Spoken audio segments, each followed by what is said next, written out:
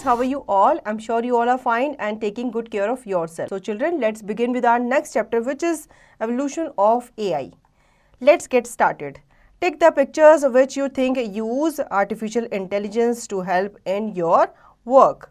तो बच्चों यहाँ पे आपको कुछ चीज़ों की पिक्चर दी गई है, आपको आइडेंटिफाई करना है कि कौन से चीज़ में, कौन से ऑब्जेक्ट में आर्टिफिशियल इंटेलिजेंस जो है वो यूज़ की गई है. Since the invention of computers or machines, their capability to perform various tasks went on growing exponentially. Humans have developed the power of computer systems in terms of their diverse working domains, their increasing speed and reducing size with respect to time. A branch of computer science named Artificial intelligence pursues creating the computers or machines as intelligent as human beings. तो बच्चों जब से computer का आविष्कार हुआ है तब से जो उनकी कैपेबिलिटी बढ़ी है, उनके जो वेरियस टास्क को परफॉर्म करने की जो उनकी कैपेबिलिटी बढ़ी है, इससे ह्यूमंस ने अपने अंदर एक आइडिया जो है वो डेवलप किया कि कंप्यूटर सिस्टम्स को ही इतना एडवांस कर दिया जाए कि वो ह्यूमंस की तरह ही सोचने लगे, काम करने लगे, ताकि जो हमारा काम है वो क्या हो जाए, रिड्यूस हो जाए और वो जल्दी भी हो जाए. History of AI.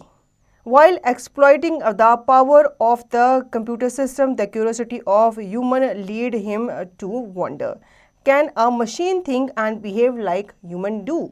Thus, the development of AI started with the intention of creating similar intelligence in machines that we find and regard high in humans. Artificial intelligence is not a new word and not a new technology for researchers.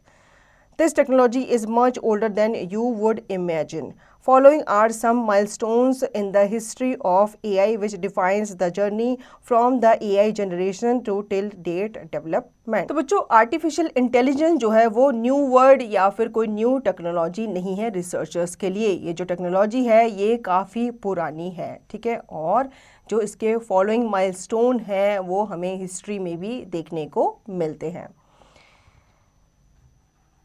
Groundwork for AI. In the early 1900s, there was a lot of media created that centered around the ideas of artificial humans.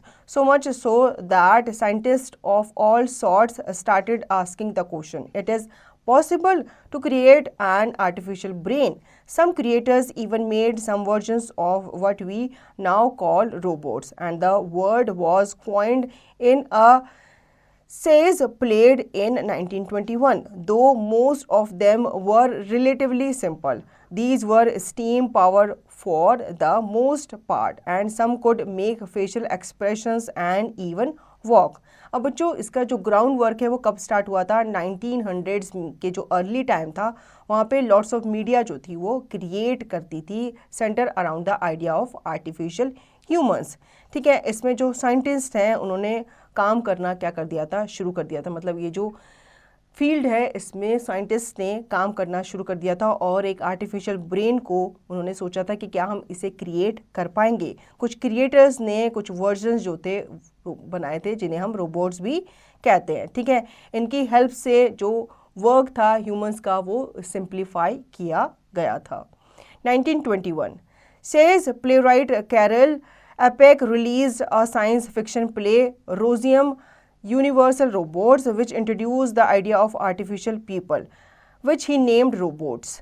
This was the first known use of the word. तो बच्चों says playwright Carol जो थे इन्होंने एक science fiction play जो था वो release किया था जिसमें उन्होंने आर्टिफिशियल पीपल जिन्हें रोबोट्स भी कहते हैं उसके आइडिया को इंट्रोड्यूस किया था. 1929 Japanese professor Makoto Nishimura built the first Japanese robot named Gaku Tensuko. 1949 computer scientist Edmund Calais Berkeley published the book Giant Brains or Machines That Think, which compared the newer models of computers to human brains. तो बच्चों 1929 में एक Japanese professor थे, उन्होंने अपना first Japanese robot जो था वो बिल्ड किया था. इसके बाद 1949 में एक कंप्यूटर साइंटिस्ट थे जिन्होंने एक बुक जो थी पब्लिश की थी जिसका नाम था जायंट ब्रेन और मशीन्स दैट थिंक. जिसमें कंपेयर किया गया था new models of computers to human brains को। Birth of AI 1950 to 1956. This range of time was when the interest in AI really came to a head. Alan Turing published his work Computer Machinery and Intelligence, which eventually became the Turing test, which experts use to measure computer intelligence. The term artificial intelligence was coined, came into popular use. 1950. Alan Turing published Computer Machinery and Intelligence, which proposed a test of machine intelligence called the imitation game. 1952, a computer scientist named Arthur Samuel developed a program to play checkers, which is the first to ever learn the game independently. 1955, John McCarthy held a workshop at Dartmouth on artificial intelligence, which is the first use of the word and how it came into popular usage. तो बच्चों हम जान लेते हैं birth कैसे हुआ था AI का, आर्टिफिशियल इंटेलिजेंस का। ये जो रेंज ऑफ टाइम है जिसमें ये इंटरेस्ट जो रिसर्चर्स थे, जो साइंटिस्ट थे, वो लेने लगे थे AI में, ठीक है। और जब वो रिसर्च करने लगे थे इसके ऊपर और धीरे धीरे इसके जो आइडिया था वो सामने आने लगा था। इसके बाद एलन ट्यूरिंग ने अपना वर्क जो था वो पब्लिश किया था जिसका नाम था कंप्यूटर मशीनरी एंड इंटेलिजेंस, ठीक है, जो कि इवेंचुअली क्या बन गया था, उनका एक टेस्ट बन गया था, ठीक है। इसके बाद 1950 में एलन ट्यूरिंग ने पब्लिश की थी कंप्यूटर मशीनरी एंड इंटेलिजेंस, जिसने प्रपोज किया था टेस्ट ऑफ मशीन इंटेलिजेंस, जिसे हम इमिटेशन गेम भी कहते हैं। इसके बाद 1952 में एक कंप्यूटर साइंटिस्ट जिसका नाम था आर्थर सैमुअल, उन्होंने एक प्रोग्राम को डेवलप किया था ताकि चेकर्स को प्ले किया जा सकते, ठीक है। इसके बाद 1955 में जॉन मैकार्थी ने एक वर्कशॉप को हेल्ड किया था डार्टमाउथ में, जिसमें आर्टिफिशियल इंटेलिजेंस के ऊपर ही वो जो वर्कशॉप थी वो क्रिएट की गई थी या रखी गई थी, जिसमें first use of the word and how it come into popular usage के बारे में बताया गया था। Now AI maturation 1957 to 1979. The time between when the phrase artificial intelligence was created and the 1980s was a period of both rapid growth and struggle for AI research. The late 1950 through the 1960 was a time of creation from programming language that are still in use to this day to books and films that explored the ideas of robots. AI became a mainstream idea quickly. In 1970s, showed similar improvements such as the first anthropomorphic robot being built in Japan, to the first example of an autonomous vehicle being built by an engineering grad students. However, it was also a time of struggle for AI research as the US government showed little interest in continuing to fund AI research, ठीक है। इसके बाद AI जो था वो अपनी maturation form में आने लगा था। पहले जो फिल्म्स थी या जो बुक्स थी उसमें AI के बारे में डिस्क्राइब किया जाता था, ठीक है, लेकिन जो AI था उसका जो आइडिया था वो मेन स्ट्रीम में धीरे धीरे आने लगा था और 1970s में ये देखा गया था कि इसमें क्या हुई थी, इम्प्रूवमेंट हुई थी और जापान में पहला जो रोबोट था वो बिल्ड किया गया था, ठीक है। ये एक इंजीनियरिंग स्टूडेंट के द्वारा बिल्ड किया गया था, एक ऑटोनोमस व्हीकल को उसने क्या किया था, बनाया था। 1958 John McCarthy created LISP acronym for list processing, the first programming language for AI research, which is still in popular use to this day. 1959 Arthur Samuel created the term machine learning when doing a speech about teaching machines to play chess better than the humans who programmed them. 1961 the first industrial robot Unimate started working on an assembly line at General Motors in New Jersey, tasked with transporting die casings and welding parts on cars, which was deemed too dangerous for humans.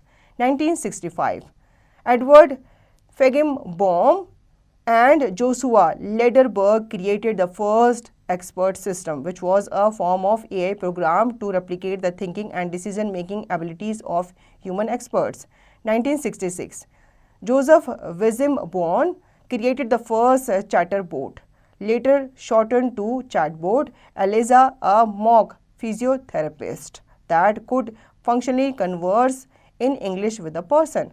1969. Shaky, the robot developed by Charles Rosen with the help of 11 others, was the first general-purpose mobile robot, also known as the first electronic person. 1972. The first intelligent humanoid robot was built in Japan, which was named Webot 1 and created by Ikaro Kato. It resembled a person as much as possible. Its features included movable limbs, ability to see, and ability to converse. 1979. The American Association of Artificial Intelligence, which is now known as the Association for the Advancement of Artificial Intelligence (AAAI), was founded. तो बच्चों 1958 में John McCarthy ने LISP को create किया था। ये एक first programming language थी किसके लिए? AI रिसर्च के लिए, जो कि आज तक पॉपुलर मानी जाती है। 1959 में आर्थर सैमुअल ने एक टर्म जो थी वो क्रिएट की थी जिसे मशीन लर्निंग कहते हैं। जब हम स्पीच करते हैं अबाउट टीचिंग मशीन्स ताकि वो चेस को बेटर तरीके से, मतलब ह्यूमंस की तरह ही वो बेटर तरीके से खेल सके, तो ऐसे प्रोग्रामिंग जो थी उसमें डाली गई थी। 1961 में जो फर्स्ट इंडस्ट्रियल रोबोट था अल्टीमेट, उसने काम करना स्टार्ट कर दिया था एट जनरल मोटर्स। कहाँ पे? न्यू जर्सी में, जहाँ पे उन्हें डिफरेंट टास्क दिए जाते थे, जैसे कि ट्रांसपोर्टिंग डाई, कास्टिंग करना, वेल्डिंग पार्ट्स किसी भी कार के, एक्सेट्रा। उसके बाद 1965 में एडवर्ड फेगेमबॉर्न एंड जोशुआ लेडरबर्ग ने क्रिएट किया था फर्स्ट एक्सपर्ट सिस्टम, जिसको माना जाता है कि वो AI प्रोग्राम का एक फॉर्म था और वो ह्यूमंस की डिसीजन मेकिंग एबिलिटीज़, उनकी थिंकिंग को क्या करता था? रेप्लिकेट करता था। इसके बाद 1966 में जोसेफ ने क्रिएट किया था फर्स्ट चैटर बॉक्स, जिसे शॉर्ट में हम चैट बोट भी कहते हैं, जिसका नाम था एलिजा। ये एक मॉक फिजियोथेरेपिस्ट थी जो कि फंक्शनली कन्वर्स करती थी इंग्लिश लैंग्वेज में। 1969 में शैकी जो थे उन्होंने रोबोट डेवलप किया गया था चार्ल्स रोजन के द्वारा, ठीक है, और इसमें 11 अदर मेंबर्स भी थे। ये एक first general purpose mobile robot माना जाता है जिसे फर्स्ट इलेक्ट्रॉनिक पर्सन भी कहा जाता है। 1972 में फर्स्ट इंटेलिजेंट ह्यूमनाइड रोबोट जो था वो बिल्ड किया गया था जापान के द्वारा, जिसका नाम था वेबोट 1 और इसे क्रिएट किया गया था आइक्रो केटो के द्वारा। ये एक पर्सन को रिजेंबल करता था, मतलब ह्यूमंस की तरह ही इसे बनाया गया था। उसके सारे फीचर्स, सारे जो मूवेबल उनके एक्शंस होते हैं, जो पार्ट्स होते हैं, वो उसमें डाले गए थे। इवन उनमें बोलने और देखने की क्षमता भी डाली गई थी। 1979 में American association of artificial intelligence, एक एसोसिएशन उन्होंने क्या की थी? क्रिएट की थी, जिसे AAAI भी कहा जाता है। AI boom 1980 to 1987. Most of the 1980s showed a period of rapid growth and interest in AI, now labeled as the AI boom. This came from both breakthrough in research and additional government funding to support the researchers. Deep learning techniques and the use of expert system became more popular, both of which allowed computers to learn from their mistakes and make independent decisions. 1980, the AAAI warns of an incoming AI winter. AI winter refers to the time period where computer scientists dealt with a severe shortage of funding from government for AI researches. During AI winters, an interest of publicity on artificial intelligence was decreased.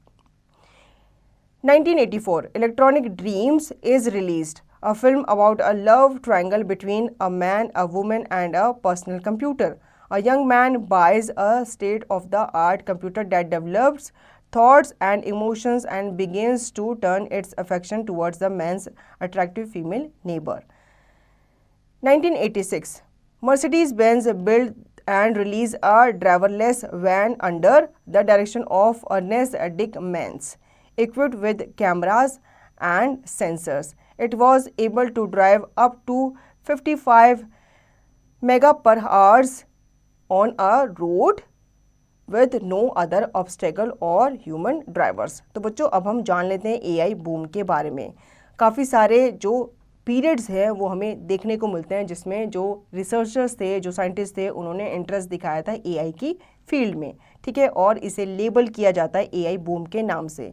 ये आया था from both breakthrough in research and additional government funding, जिसके थ्रू जो researchers हुआ करते थे उन्हें क्या किया जाता था, फंडिंग दी जाती थी, जिसके थ्रू वो क्या करते थे, वो जो एआई रिसर्च है उसमें वो पैसा लगाते थे और उन्हें डेवलप करने में भी ये क्या करते थे, हेल्प करते थे।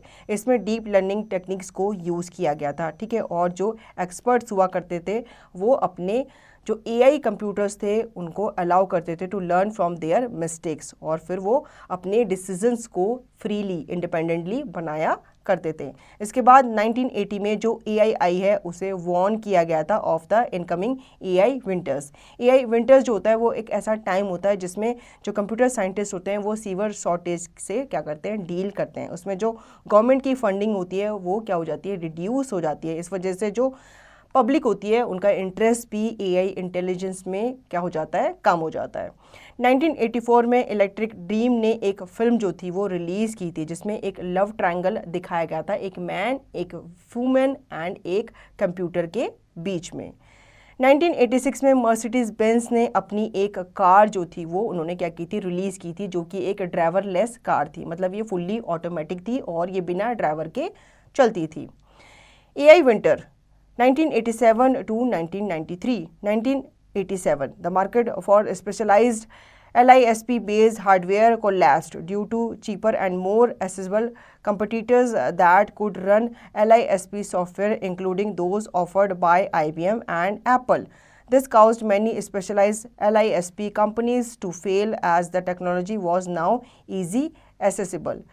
1988, a computer programmer named Rollo Carpenter invented the chatbot Jabberwocky, which he programmed to provide interesting and entertaining conversation to humans. तो बच्चों इसके बाद एआई विंटर्स का जो दौर था उसमें जो मार्केट्स थी स्पेशलाइज LISP बेस्ड हार्डवेयर की वो क्या हो गई थी, कोलैप्स हो गई थी, ठीक है, क्योंकि जो चीपर और जो एसेबल कंपटीटर्स थे उनकी वजह से इनकी जो मार्केट वैल्यू थी वो घट गई थी।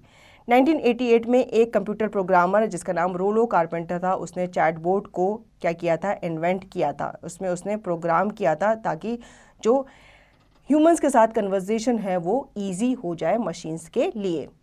AI agents 1993 to 2011. Despite the lack of funding during the AI winter, the early 90s showed some impressive stride forward in AI research, including the introduction of the first AI system that could beat a reigning world champion chess player.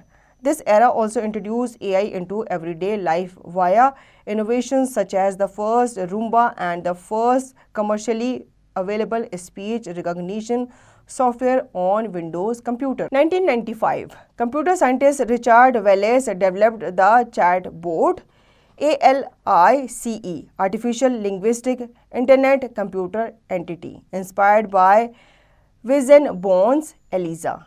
1997, Deep Blue, developed by IBM, beat the world chess champion Garry Kasparov in a highly publicized match, becoming the first program to beat a human chess champion. Windows released a speech recognition software developed by Dragon Systems. ठीक है, उसके बाद हम AI agents के बारे में जान लेते हैं। ठीक है, हालांकि जो लैक ऑफ फंडिंग हुई थी उसकी वजह से जो AI विंटर था वो आ गया था, लेकिन इसकी वजह से जो लोग थे उन्होंने अपना जो इंटरेस्ट था वो कम नहीं किया था AI इंटेलिजेंस पे। AI जो सिस्टम था, जो एरा था, वो इंट्रोड्यूस किया गया था AI इनटू एवरीडे लाइफ्स, ठीक है, वीआई इनोवेशन, जैसे कि रोबोट्स वगैरह थे। फर्स्ट रूम्बा जो था, फर्स्ट कमर्शियली अवेलेबल स्पीच जो थी recognition software on Windows computer. इसके थ्रू जो लोग थे उनका जो इंटरेस्ट था AI में वो और ज़्यादा क्या हो गया था, बढ़ गया था। 1995 में कंप्यूटर साइंटिस्ट रिचर्ड वेलेस ने डेवलप किया था एक चैटबॉट जिसका नाम उन्होंने एलिस रखा था, और ये इंस्पायर्ड था एलिजा से, जो कि वेजनबॉर्न के द्वारा बनाया गया था।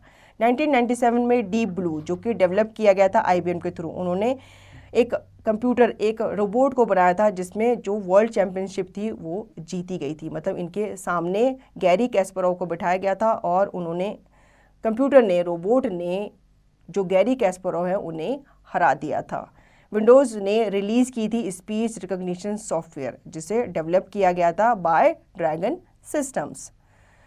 2000 professor Cynthia Breazeal developed the first robot that could simulate human emotions with its face, which included eyes, eyebrows, ears, and a mouth. It was called Kismet.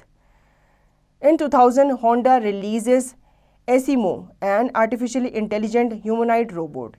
It is currently displayed in the Mirai-Kan Museum in Tokyo, Japan. 2002, iRobot releases Roomba, an autonomous robot vacuum cleaner that cleans while avoiding obstacles.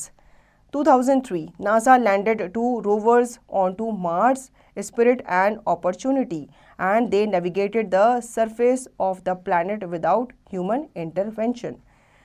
2006, companies such as Twitter, Facebook, and Netflix started utilizing AI as a part of their advertising and user experience UX algorithm. 2009, Google secretly developed a driverless car. By 2014, it passed Nevada's self-driving test. 2010, Microsoft launched the Xbox 360 Kinect, the first gaming hardware designed to track body movement and translate it into gaming directions. 2011, Watson, a natural language question answering computer created by IBM, defeated 2 former Jeopardy champions in an American televised game.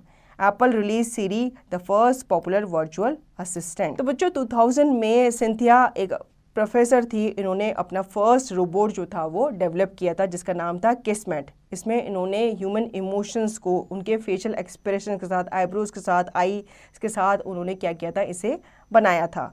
2000 में ही Honda ने अपना एसीमो जो था वो release किया था। ये एक आर्टिफिशियली इंटेलिजेंट ह्यूमनाइड रोबोट था, ठीक है, और इसे अभी करंटली टोक्यो जापान के एक म्यूज़ियम में रखा गया है। 2002 में आई रोबोट जो था वो रिलीज़ किया गया था रूम्बा के थ्रू। ये एक ऑटोनोमस रोबोट वैक्यूम क्लीनर है जो कि ऑब्स्टेकल को अवॉइड करके सारी क्लीनिंग वगैरह करता है। 2003 में नासा ने 2 रोवर्स को मार्स पे लैंड किया था, ठीक है, और ये बिना ह्यूमन इंटरफेरेंस के वहाँ पे क्या कर रहे थे, घूम के सारी की सारी जो इन्फॉर्मेशन थी मार्स की वो कलेक्ट कर रहे थे। 2006 में कंपनीज जैसे कि ट्विटर, फेसबुक, नेटफ्लिक्स जो थे उन्होंने एआई को यूज़ करना स्टार्ट कर दिया था, ठीक है, और 2009 में गूगल ने सीक्रेटली डेवलप की थी एक ड्राइवरलेस कार जिसे 2040 में पास किया गया था। तो बच्चों 2010 में माइक्रोसॉफ्ट ने लॉन्च किया था एक्सबॉक्स और 360 काइनेट। ये फर्स्ट गेमिंग हार्डवेयर था जो कि आपकी बॉडी मूवमेंट को क्या करता था, ट्रैक करता था और फिर उन्हें ट्रांसलेट करता था इनटू गेमिंग डायरेक्शंस। 2011 में वॉटसन जो था वो एक कंप्यूटर था जो कि क्रिएट किया गया था आईबीएम के द्वारा। ये डिफीट कर चुका था 2 फॉर्मर जियोपार्डी चैंपियंस को in an American televised game. इसके बाद एप्पल ने सिरी को रिलीज़ किया जो कि फर्स्ट पॉपुलर वर्चुअल असिस्टेंट माना जाता है। Artificial General Intelligence 2012 to present. That brings us to the most recent developments in AI up to the present day. 2014, Microsoft released Cortana, their version of a virtual assistant similar to Siri on iOS.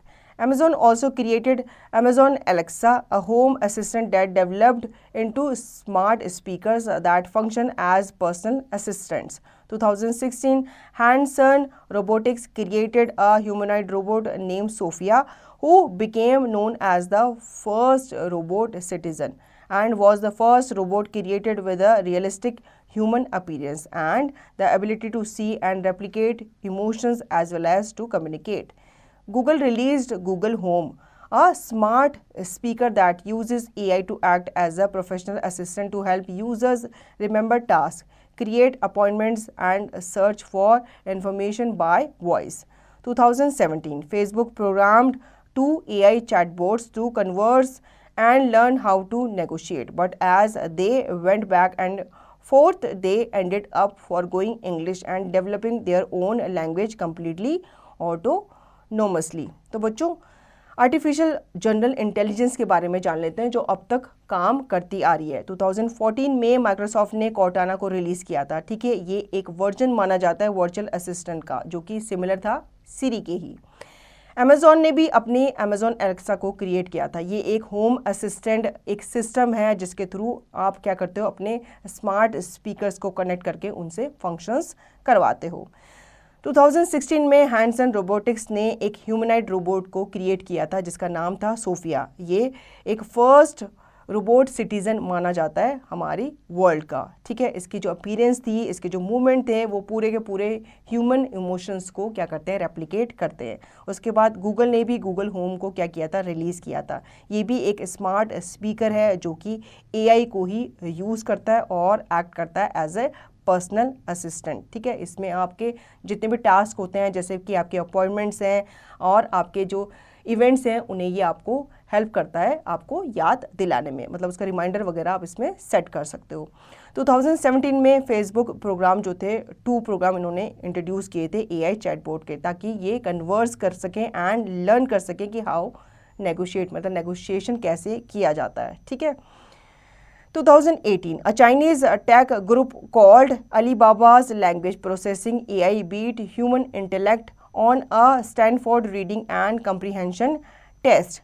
2019, Google's AlphaStar reached Grandmaster on the video game StarCraft 2, outperforming all but 0.2% of human players.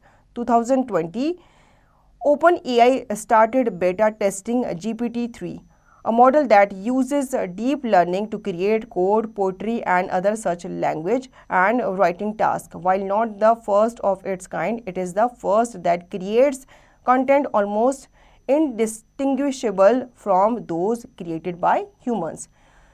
2021, OpenAI developed DALL-E, which can process and understand images enough to produce accurate captions, moving AI one step closer to understanding the visual world. What does the future hold? Now that we are back to the present, there are probably a natural next question on your mind. So what comes next for AI? Well, we can never entirely predict the future. However, many leading experts talk about the possible futures of AI. So we can make educated guesses. We can expect to see further adoption of AI by businesses of all sizes, changes in the workforce as more automation eliminates and creates jobs in equal measure, more robotics, autonomous vehicles, and so much more.